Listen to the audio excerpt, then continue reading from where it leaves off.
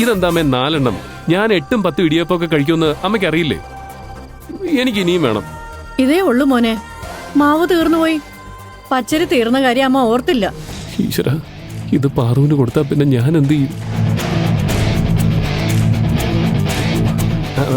എടി, നീ കോളേജിൽ നിന്ന് വന്നപ്പോ ചായയും സ്നാക്സും ഒക്കെ കഴിച്ചല്ലേ? നിനക്ക് വിശപ്പൊന്നും ഉണ്ടാവില്ല. അതിങ്ങതാ. കോളേജിൽ നിന്ന് വന്നപ്പോ 1/2 ഗ്ലാസ് ചായയും 1 മുറുക്കും അമ്മ തന്നത്. അതപ്പ തന്നെ ദഹിച്ചു. വിശന്നത് പാടില്ല.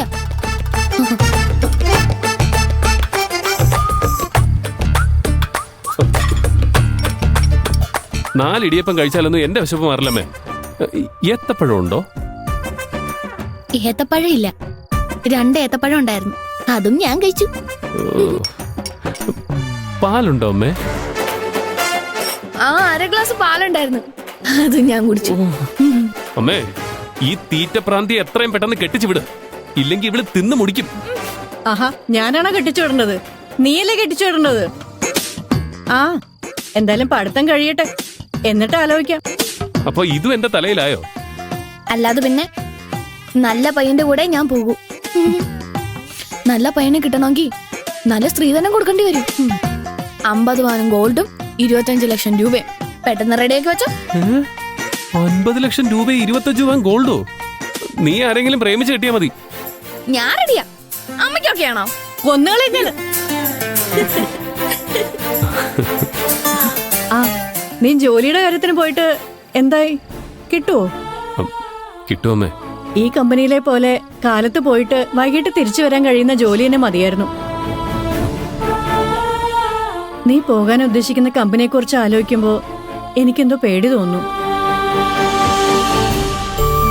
നീ കുറച്ചു ദിവസം ജോലിക്കൊന്നും പോവാതെ വീട്ടിൽ തന്നെ ഇരിക്കേ. വീട്ടിലിരുന്ന കാര്യം നടക്കും അമ്മേ. ഇവളെ കെട്ടിക്കണ്ടേ?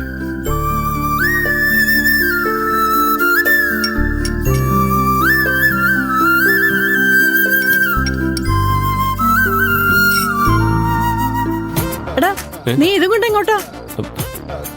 ഇവളുടെ മുന്നിലിരുന്ന് കഴിച്ചാൽ ശരിയാവില്ല. അത് തീർത്തിട്ട് അവൾ ഇതിൽ കൈവയ്ക്കും. ഞാൻ എന്റെ റൂമിൽ പോയിരുന്ന് കഴിച്ചോളാം. നീ ഇപ്പൊ ഡൈനിങ് ടേബിളിൽ ഇരുന്ന് കഴിക്കാറേ ഇല്ല, റൂമിൽ പോയിരുന്നാ കഴിക്കുന്നത്. അതെന്തിനാ? എന്റെ റൂമിലെ ഞാനൊരു പെണ്ണിനെ ഒളിപ്പിച്ചു വെച്ചിട്ടുണ്ട്. അവക്ക് കൊടുക്കാൻ വേണ്ടി കൊണ്ടുപോവാ.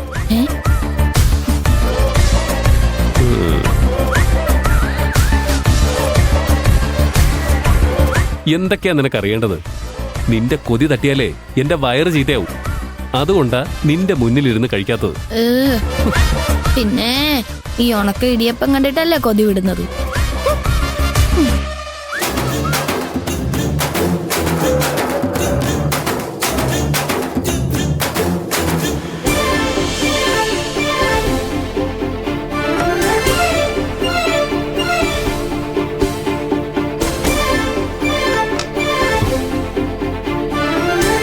വിശന്നോ? അമ്മയ്ക്കും അനിയത്തിക്കും സംശയം തോന്നാതെ കൊണ്ടുവരണമല്ലോ, അതാ വൈകിയത്. സോറി. കഴിക്ക. പ്രിയൻചേട്ടൻ കഴിച്ചോ? അമ്മ വിളമ്പി തന്ന ഉടനെ അമ്മ അറിയാതെ പകുതി മാറ്റി വെച്ചിട്ട് ഞാൻ കഴിച്ചു. അവിടെ ഇരുന്ന് തന്നെ കഴിച്ചു. കഴിക്ക.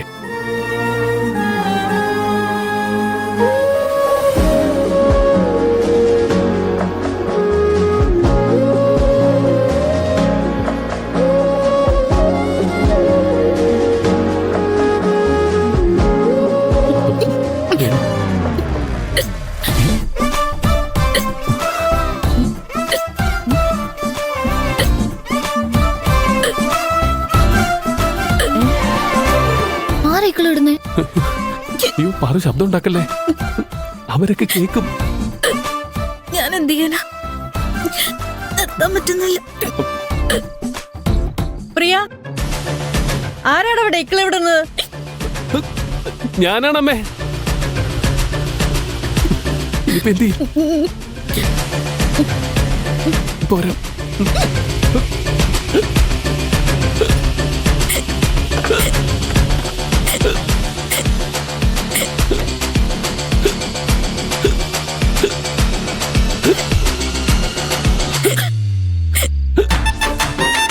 ഇത് നിന്റെ സൗണ്ട് അല്ലല്ലോ.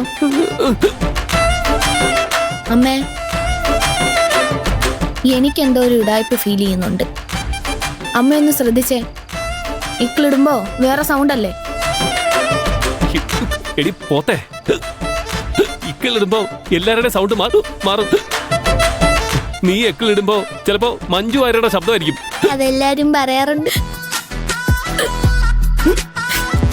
എന്ത്? എന്റെ ശബ്ദം മഞ്ജു വാര്യരുടെ ശബ്ദം പോലെയാണ്. ചില സൈഡിൽ നിന്ന് നോക്കുമ്പോ എന്നെ കാണാനും മഞ്ജു വാര്യരെ പോലെയാന്ന്.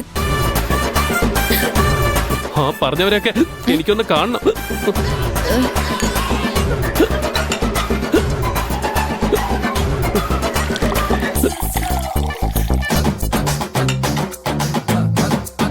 എടാ വെള്ളം കുടിക്കടാ.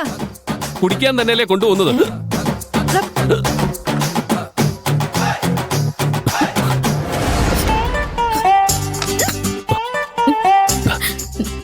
കുടിക്ക.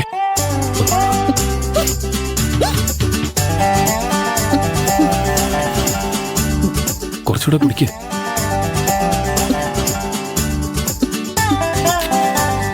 മതി. കഴിക്ക്. സാവധാനം കഴിച്ചാ മതി.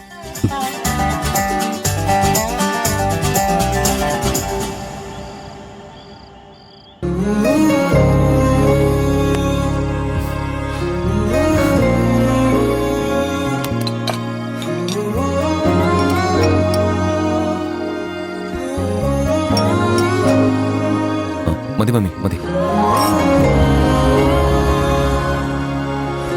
ആ എവിടെ പോകുമ്പോഴും എന്നോട് യാത്രയൊക്കെ പറഞ്ഞിട്ടായിരുന്നു നീ പോകുന്നത്.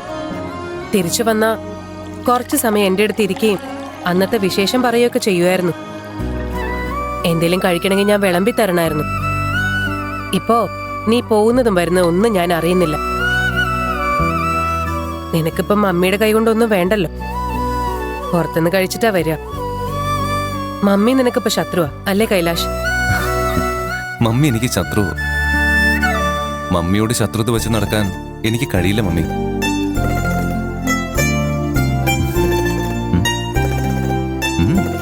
കഴിക്ക്.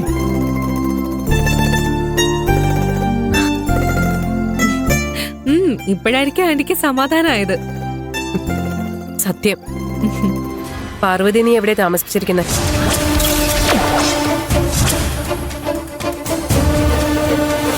നോക്ക് കൈലാഷ്, ഒരു പെൺകുട്ടിയെ നീ എവിടെയോ കൊണ്ടുപോയി താമസിപ്പിച്ചിരിക്കുന്നു എന്ന് നാട്ടുകാരറിഞ്ഞ അത് നമ്മുടെ കുടുംബത്തിന് എത്ര വലിയ മാനക്കേടായിരിക്കും.